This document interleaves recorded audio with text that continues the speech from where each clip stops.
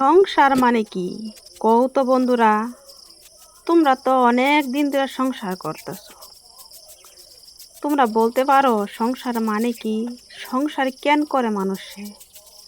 আর সংসারে কেন থাকতে লাগে মানুষের? আমরা সংসারে কেন আসি বারে বারে? আমরা মানুষ জন্ম হইছি, কিন্তু আমরা পাপী। এটা তোমরা জানো? দেখো, পাপ না করলে মানব জন্ম হয় না। হয় হয় না। অনেকেই বলবা এর কেমন কথা বলছে। চলো তার গুরুত্বটা তোমাদেরকে শোনাই।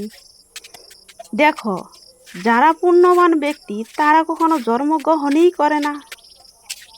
তোমরা জানো না? পুণ্যবান ব্যক্তি কখনো জন্মগ্রহণ করে না। যারা পাপ করে তারাই পৃথিবীতে আইতে লাগে, আর পৃথিবীত আয়া আরো পাপ করতে লাগে আঙ্গর। এই যে দেখো, মাছ অনেকেরই প্রিয়, কিন্তু হত্যা করতে লাগে তারে, তারপরে মানুষের প্রিয় আহার বললা মানে। আচ্ছা বলো তো, এই মাছ মানুষের প্রিয় কেন কয়? নিরামিষটা প্রিয় কেন হয় না মানুষের? এটা লইয়া অনেকের অনেক কথা মনের ভিতরে।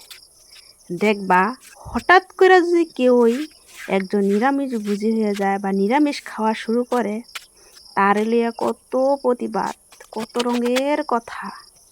কিন্তু তারা এইটা মনে মনে জানে না যে একটা আমরা জীব হত্যা করে গ্রহণ করাটা, এটা শরীরের পক্ষে স্বাস্থ্য না, অসুস্থ হয়ে যায় আমরা। একটা কথা বলো তো বন্ধুরা, আমরা প্রত্যেকেরই আমাদের অসুখ হয়, বেমার হয়। যারা মাছ খায় তাদেরও হয়, যারা না খায় তাদেরও হয়। হয় কি না হয়? তবে এটার মধ্যে পার্থক্যটা কি বলো তো? তোমার না খাওয়াটাই ভালো। দেখো, গীতার মধ্যে লেখা আছে সাত্বিক আহার করো। স্পষ্ট লেখা আছে সাত্বিক আহার করো। আচ্ছা বন্ধুরা, আমি আরেকটা কথা তোমাদেরকে জিজ্ঞেস করি। আমরা সবাই কি ভাগবত গীতা পাঠ করি? বলো তো। আমরা অনেক কামে ব্যস্ত থাকি, সবাই কি আমরা ভাগবত গীতা পাঠ করার সময় পাই? আমরা কেউই পাই না। সময় বার করতেই পারি না আমরা। কেমন করে করবো কও তো? সংসারের এত ভেজাল, এত কাজ, তাদের মাঝে আর কি গীতা পাঠ করা হয়? হয় না। একাদশী করা হয়? হয় না। কেমন করে হইব? যারা চাকরিজীবী, যারা বাইরে কাজ করে, তারাও পারে না। পারে?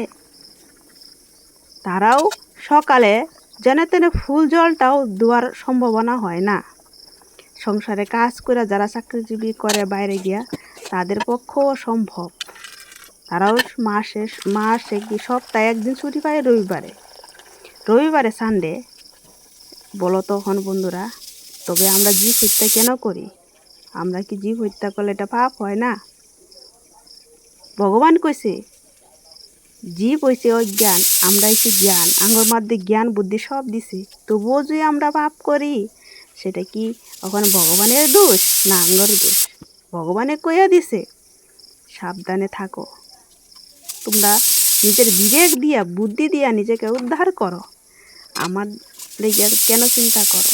আমি তো আছি।